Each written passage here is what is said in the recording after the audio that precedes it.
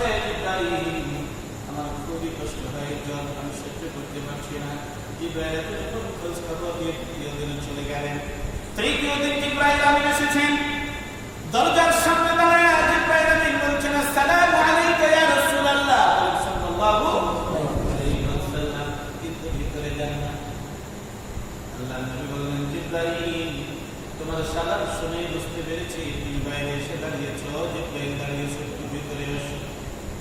জিবরাইল আমাকে বলছেন ইয়া রাসূলুল্লাহ ইয়া হাবিবাল্লাহ, আপনি যদি পারমিশন দেন তাহলে আমি আসবো, কিন্তু আপনাকে আগে উত্তর দিতে চাই আজকে আমি একা আসি নাই, আমার সাথে আর একজন ফেরেশতা আগমন করছে, চারজন ফেরেশতা এসেছে, যেই ফেরেশতার নাম হলো মালাকুল মউত। আজরাইল চলে এসেছেন হুজুর। আল্লাহ নবী পারমিশন দিলেন।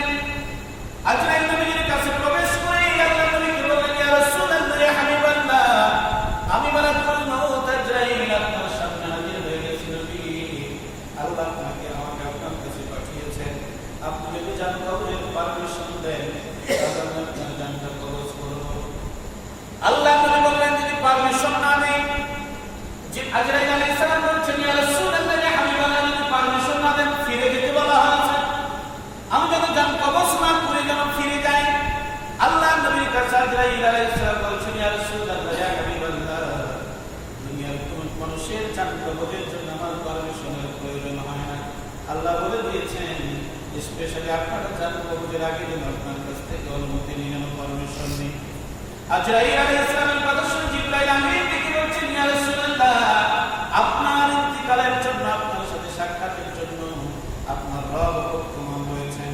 আল্লাহ নবী বললেন আজরাইল, যেটা আমার রব আমার জন্য অপেক্ষা করে তাহলে আর দেরি নেই, তুমি আমার জানটা কবজ করো। আজরাইল আলাইহিস সালাম নবীজির জান